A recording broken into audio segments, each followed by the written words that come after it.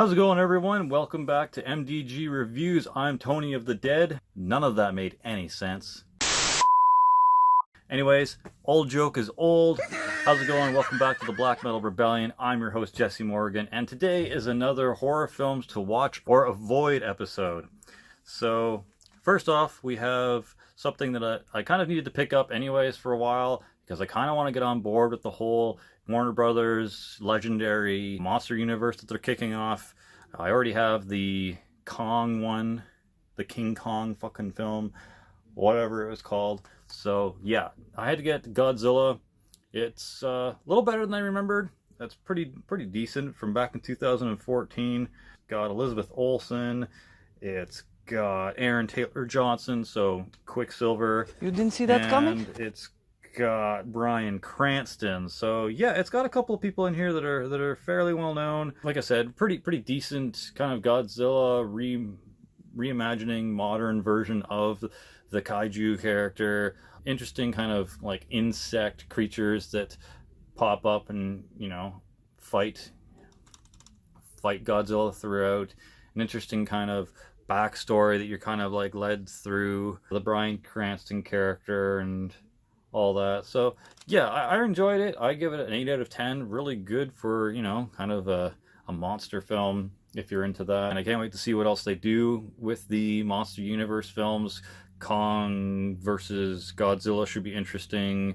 Godzilla King of the Monsters should be pretty sweet. There's probably like 3 or 4 different kaijus in there. Just giant fucking monsters that are going to be fighting Godzilla. That should be interesting. Maybe they'll start doing more of the whole Monarch storyline. And I'm not looking forward to the whole they're able to control the monsters somehow, because you're not supposed to be able to control these things. These are kind of like forces of nature, and man is not supposed to be able to control forces of nature. Nope. But other than that, I'm looking forward to all these films. Should be interesting. But yeah, Godzilla from 2014. Alright, next is one that was kind of raved about, everyone's, you know, kind of enjoyed, and considering that most of the time there is 0 sound or speaking in it, it's actually a pretty decent movie. But that is The Quiet Place, or A Quiet Place, whatever. There's going to be part 2 coming soon, and I don't know, I guess I'm going to be somewhat interested to see what happens with it. It's not really a series that's, I don't know, I'm not really super big into the whole aliens, like, at least this version of Aliens Takeover. Bird Box was even stupider, even worse than this. But this got quite the ravings and reviews. There's some cool parts of it. There's some parts of it. The part where she steps on the fucking nail on the floorboard is probably the most cringing thing in here. It's just like, oh my god, just nails and feet, or nails and eyes, or stuff like that just makes me cringe in a horror movie kind of way. And yeah, it'll be interesting to see where they go from after this movie, because of the weakness they discover that the aliens have. And I don't know, like, either they can go to another family that happens before the events of this, or it could continue with this family. I'm going to assume that it continues with this family, and maybe they run into a few others. Maybe like The Walking Dead, but with aliens who will kill you if you make a sound. But yeah, it'll be interesting to see what happens after this for sure. I'll probably go see that. For rating, I give it a 7.5 out of 10. There could be some different things that they could have done with that better, but it could have also been a lot worse and a lot more boring, considering the lack of speaking and sound and all the sign language that had to go on there. So yeah, if you're not into you know, subtitles, it might not be for you. All right, next is another take of the Lizzie Borden story. This one just called Lizzie. This one has Chloe Sevigny and Kristen Stewart in it. The dad in this is the guy from American Horror Story, a couple of the seasons from that. So maybe he's Dennis O'Hare or Jeff Perry? I don't know. I'm not exactly sure who that actor is, but he's the guy kind of choking her. I think that's the uncle. You'd fuck your uncle. You'd fuck your uncle. Yeah, that's definitely the uncle. Shut your fucking face, Uncle Fucker. But yeah, he's in it. He's from American Horror Story. Anyways, this take on the Lizzie Borden story is, I don't know, there's been a couple of them. Some are better than others. This is kind of worth checking out if you're into the Lizzie Borden story. This doesn't really involve too much of the trial. This one actually focused more on the lesbian relationship between Lizzie Borden and the maid. So Lizzie Borden and Kristen Stewart. There's some topless scenes near the end, if that's something that strikes your fancy. Bruh. Kristen Stewart's topless in it. Bruh. That was shocking to me. I didn't expect to see her do a topless scene. I thought she would be a little bit more reserved. I guess not. Bruh. So hey, if that's something you're interested in, that's in here. And lesbians, that's always a bonus. Bruh. I can't remember if the killing parts were very explicit and shown that much. Maybe they were. I don't know.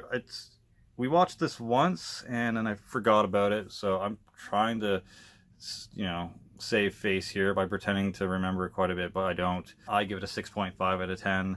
There's probably been better Lizzie Borden adaptations, but hey, there's lesbians, there's some nudity, there's some killing. The chick that plays Lizzie Borden isn't that attractive at all, but hey, it was all right. And once again, the killing scenes, I don't remember if they're like very explicit and you see like the axe go on the person's back or face or spine or anything like that. And I'm not going to be putting that on again anytime soon. So go check it out. Let me know what you think of it. All right, next was a very weird and interesting one. It's called John Carpenter's The Ward. I mostly wanted to get this because of Amber Heard. She's a interesting actress and not too hard on the eyes, and come on, she's Mera in Aquaman, so support. This was interesting though. It centers around this girl that ends up in a psych ward, and she's trying to figure out what's going on there. There's some supernatural stuff. There's a ghost that's going around killing off the girls there. Anyways, there's a twist at the end and you find out things. Anyways, it's good. It's a little bit of a mind trip if you're not expecting what happens at the end. The acting is okay. It's a horror movie, man, so chill. Amber Heard's acting is just as good as it normally is. There's some interesting, like I said, kind of jump scares and twists in here, but I like it. It was good. I give it a 7.5 out of 10. So, John Carpenter's The Ward.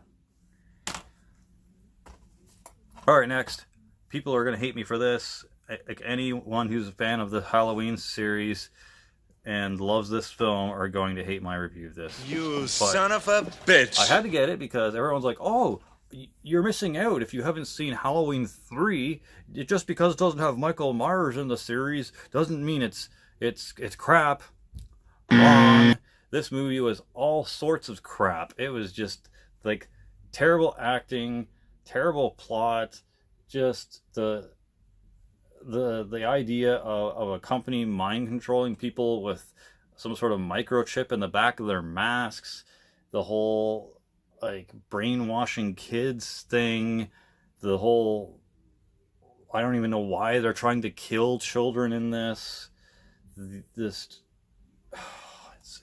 It's so bad. This movie, I don't know why people like this so much.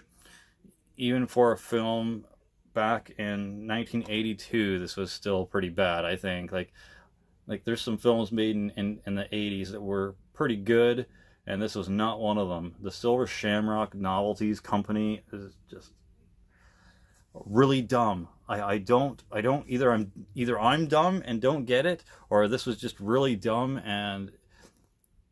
and I'm correct in saying this was bad. But it was so boring. For one, nothing really all that crazy happened. Someone gets electrocuted because of the microchip. The main guy in here is way too old for the chick that he ends up getting with in this. Bruh. Like, He's probably like in his late 50s, and Bruh. she's in it. She might be 25. Bruh. That's gross. Okay, I know there's a huge, daddy fetish going on right now, and all these chicks want to call their beau daddy, but this is just wrong. Like, ew, that is not going to focus. But yeah, this dude with the mustache ends up with this like 25-year-old chick. Bruh. It's just fucked up. I don't know why she falls for him. It makes no sense for her to fall with him. I think he's a detective of some sort though, but he has no jurisdiction in the town he goes to. So like him trying to go after this dude makes absolutely no sense, and the town that's involved with the Shamrock Company, the Silver Shamrock, they're all a bunch of creepy kind of like culty people that just kind of fall in line with whatever's going on there. Yeah, it's a mess. It's a mess, and it's boring, and like I struggled to watch this whole thing without being face down in my phone the entire time, because people kept saying how good this movie was and you should pay attention to it and you should watch it, and just because it doesn't have Michael Myers in it doesn't mean it's bad. Well, I'm sorry, it was bad. Like, I give this a 3 out of 10. It was just like, I don't even think there's a topless scene in here to make up for it. Bruh. Normally bad horror movies at least have some nudity in it. Full frontal, even male nudity would have been fine. Bruh. Just something to distract from how bad of a film this movie was. So if you're thinking you're missing out by not having Season of the Witch in your Halloween collection, you're not. Save yourself the time. Just buy the Michael Myers ones. That's my opinion. Like, there's no reason why this was even rated R. The deaths weren't even that terrible, I don't think. So you're not missing anything by seeing this non-Michael Myers Halloween film. All right, I'm done shitting on that for now. Next one was a good Halloween film. Not amazing, not the best in the series, but good. Mostly because it actually had Michael Myers in it. Yeah, but it still has its issues, because with how powerful Michael Myers is, and the complete and utter lack of just unleashing him and unleashing his full potential keeps bugging me, because this guy could easily go up against like a SWAT team full of people or whatever and just completely fuck their day up. Like, that's how powerful Michael Myers is. But they don't do it. They just have him walking super slow. They have him kill some teenagers and some babysitters. Maybe a cop or a scientist or a doctor or two, in a really kind of brutal way. I mean, he does cut someone's head off and stick a fucking a candle in it to make it look like a human head lantern, but that's about as brutal as Michael Myers gets in this, and it's ridiculous. Like, Michael Myers is how did Dr. Loomis put it? He's a human great white shark? Not really. In this, he's some like 60-year-old dude wearing a mask, and that's it.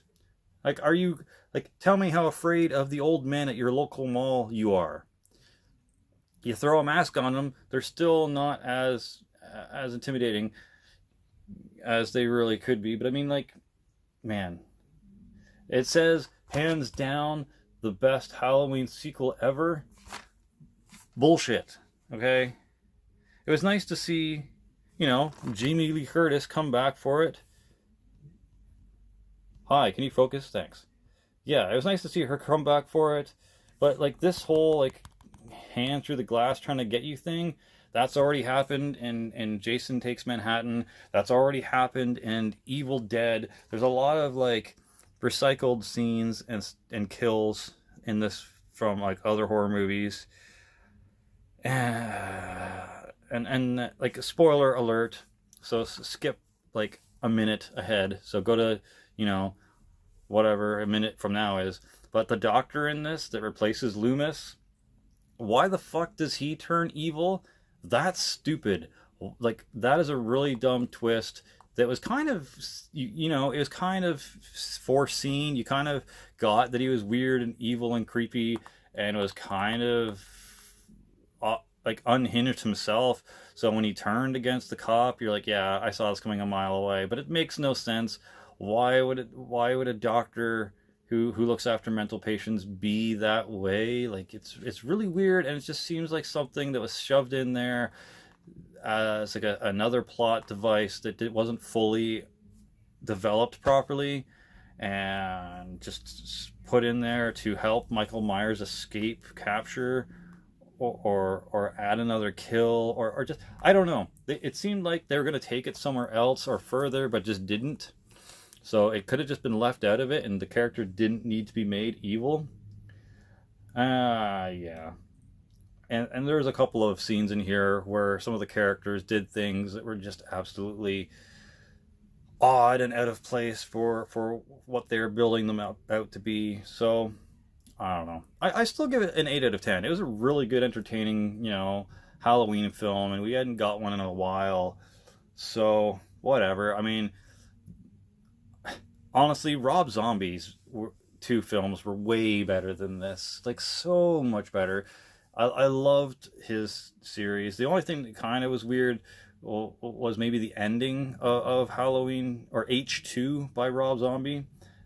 I didn't understand the whole, like, horse, the white horse, and the mom and the daughter and all that kind of weirdness that happened at the end. But other than that, like 90% of H2 was fantastic. Like, Michael Myers was brutal. He was fucking, like, menacing. He was a fucking force that was unleashed upon Haddonfield. This Michael Myers, not so much. Like, bring back the Tyler Mane Michael Myers, man. Like, yeah. It's unfortunate that this was the best that Blumhouse could bring forth when it came to Halloween. They're going to do a sequel, obviously. Hopefully it's a little better. Hopefully it gets back to the roots of what Michael Myers really could be and how powerful he could possibly be. I mean, this takes place right after the first one and kind of replaces Halloween 2 in the original series. But I don't like that they took... Like, I think the only reason why they made it so long, like 40 years after the first film, was so that they could bring back Jamie Lee Curtis as Laurie Strode. I think that's the only reason that they made it so far in the future in the series. And honestly, it doesn't need Laurie Strode.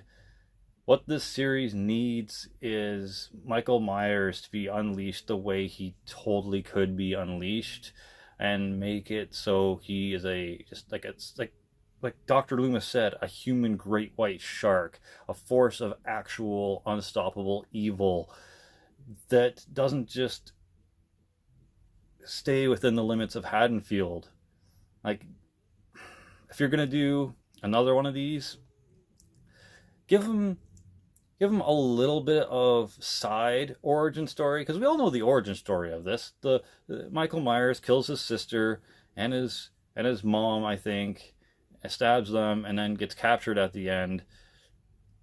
But they don't really explain why in the main series, I don't think. And I liked the curse of Michael Myers. The whole thorn thing was neat. The whole, he's somewhat possessed by an evil god meant to kill off his family. That was neat. Maybe keep something similar to that. Maybe not keep it to, he has to kill off his family, but some sort of supernatural endowed powers would be interesting to, and explain why he just randomly snapped as an 8-year-old and killed his family. Like, something would be interesting, and then have him, seek out other towns and cities and not just stick to Haddonfield. But anyways, let me know your thoughts of the new Halloween. Let me know your thoughts on Michael Myers' true powers and what you think he could be capable of. Let me know what you think of the idea of him having some sort of supernatural power endowment. Maybe not like the Curse of Michael Myers Thorn thing, but yeah. Anyways, 8 out of 10. It's still pretty good. Blumhouse did an okay job with it. All right, and finishing off with the new Predator film. I liked this. I don't know what the critics' problem with this was. You know, the characters in this were interesting. The team of people who were supposed to be sent to kill the Predator in this was interesting. The Predator dogs in this were a little better than the ones in Predators movie, where Eric Foreman's a bad guy randomly. The Predator dogs in this one were better than that. The hybrid fucking Predator in here is pretty beastly and cool. I enjoyed the shit that was in this. There was some laughs, there was some horror, there is some kind of like scientific stuff that you had to figure out here and there. There was a little bit of like plot being pushed forward. The son of a character from, I think, the second movie was in this as well. So they already knew about it and they're trying to figure out more about the Predators. Man, I liked it. So once again, 8 out of 10 for me when it comes to the new Predator movie. Like, Shane Black did a good job in this film, in my opinion. I know John Campea and his cohorts think it's absolute dog shit, and I know a lot of critics think it's dog shit, but it was good to me. Like, I'm probably going to throw this on again in the next couple of days and rewatch it.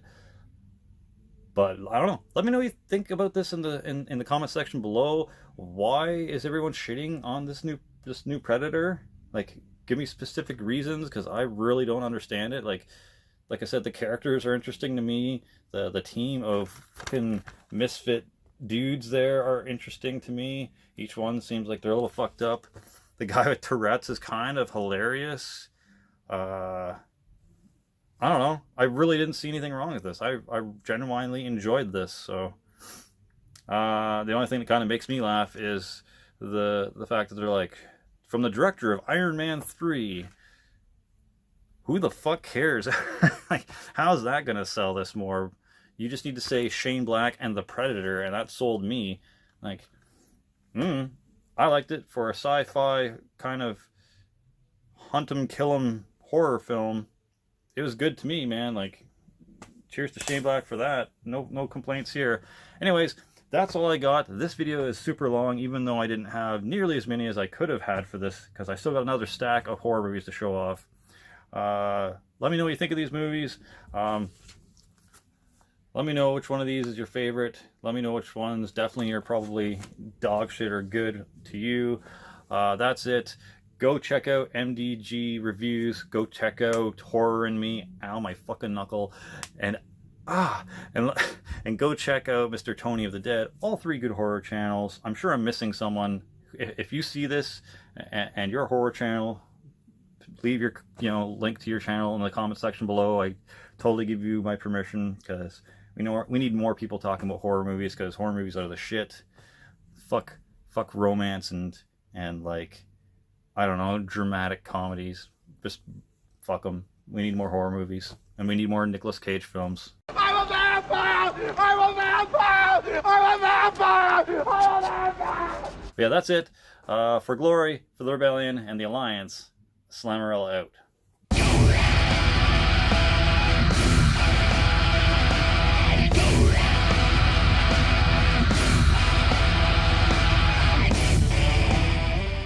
And fuck, I forgot to show off my shirt. This is a new Nightmare on Elm Street shirt. Check it out.